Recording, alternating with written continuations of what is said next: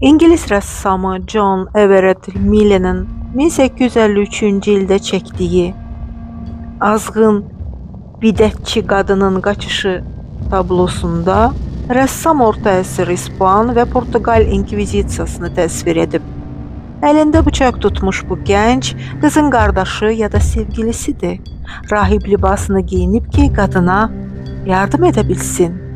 Gözəl qızı inkvizisiya cadugarlıqda ittiham edir. Ona sarı libas giyindirib. Qadını alçatmaq üçün başına sarı tac da qoyub. Günahsız bu qızı diri-diri tonqalda yandırmağa hazırlaşırdılar.